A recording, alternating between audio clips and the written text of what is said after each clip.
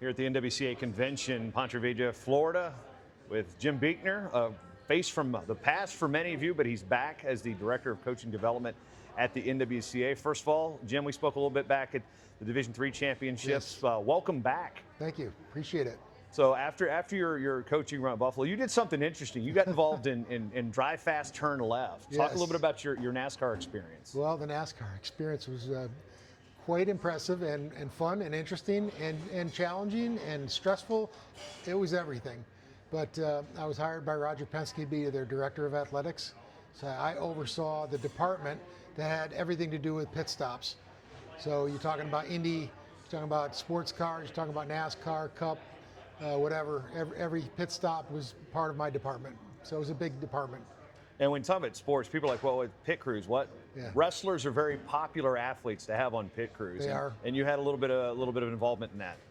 I did, and some of the other teams love to recruit wrestlers.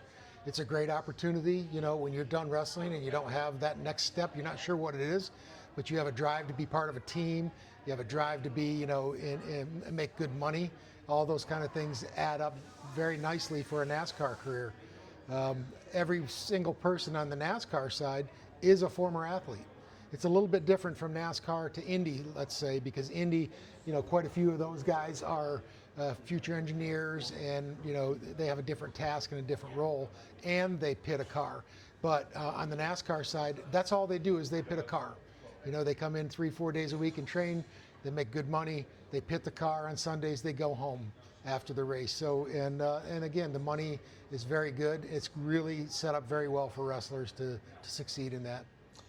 The call back to wrestling, we always joke that wrestling Yeah. coaches never stay retired. They never Yeah. stay that far away from wrestling. And Yeah. you didn't stray that far away, but now you're back in it full time. So explain what the role is now Yeah. with the NWCA and what you're looking forward to achieve. Well, first and foremost, Mike Moyer never lets you stray too far from wrestling. Never. Because he's the only guy I know that probably touches every single wrestling coach in the country in some shape or form.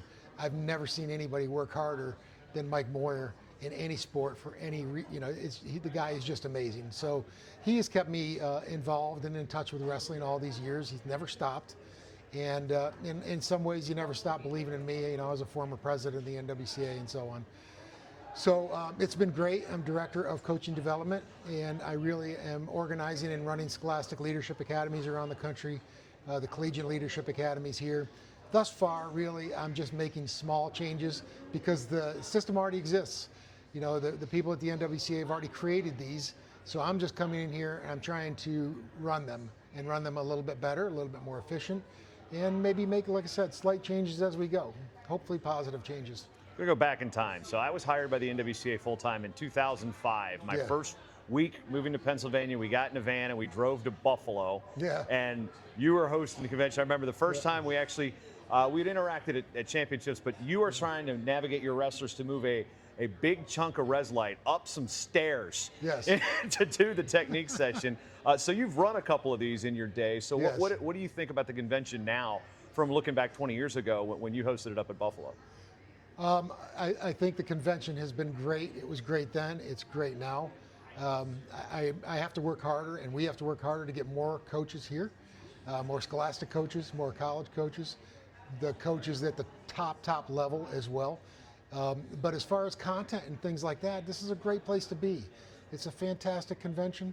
And, you know, again, we have to make sure that we try to get more people here to attend and experience this. What are the reasons a high school coach should attend? What reasons should they attend? Well, there's content for every level of coach here. That's what you want to rub elbows with the collegiate coaches. Collegiate coaches want to rub elbows with, you know, some of the high school coaches. There's sessions on tough calls for high school. There's sessions on tough calls for the collegiate side. The NIL affects everybody right now, right? So there's sessions on NIL. There's actually like 3 sessions there. So if you look at the agenda, you can clearly see there's a lot of information being dispersed to the coaches, and there's a lot of opportunity to learn and grow in the sport of wrestling by coming to the convention. So that's the way I look at it. I think there's something for everybody here. What did you get out of it when you were coaching? What I got out of it really was when I was dealing with other coaches and getting to know other coaches, That's mentor and mentorship, right? When you get to know other coaches personally, you take the competition side out of it, because a lot of times if you are just competing against that other coach, you're yelling, on the other side of the mat, and it's kind of confrontational, right? So you don't really get to know a coach when you're competing against them. But when you are working together at a convention or in something like this, you are getting to know them at a personal level, and you tend to end up liking them, and respecting them more. And I think it goes the same way in both sides, right? So that's what I got out of it. I got a lot of friendships. I got a lot of people that I could call if I needed something. Over the years, I've made many, many phone calls. Hey, how would you handle this? How would you handle that?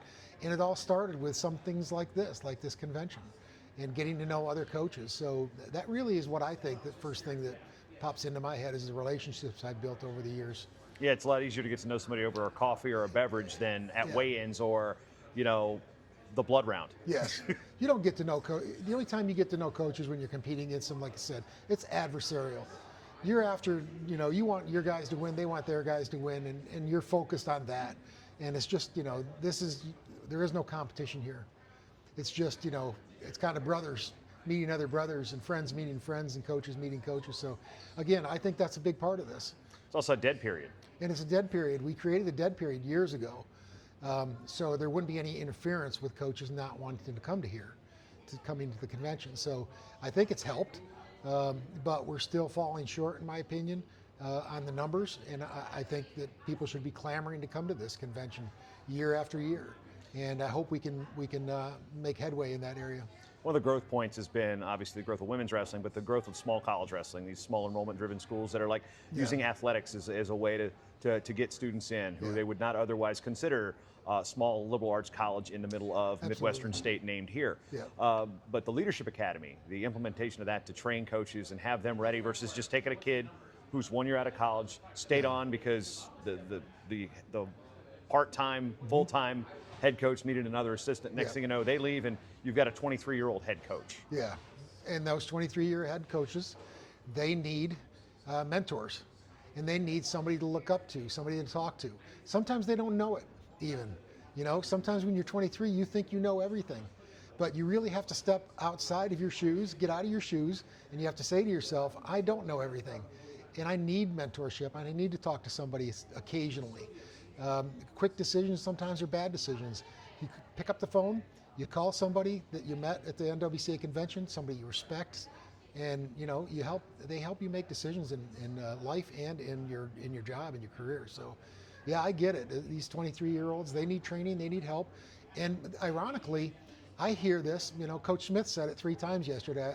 I had him, he did 3 speeches yesterday for the NWCA.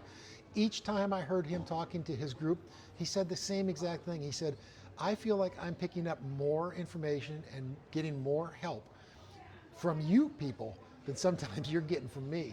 So every single time he gets up and talks, he feels like he's learning something. He's picking something new up. And that's interesting because he's one of our most tenured coaches, one of our most successful coaches. And he's every single time he talks, he says he picks up something new. Jim Beichner, once again, welcome back. Thank you very much. I appreciate it.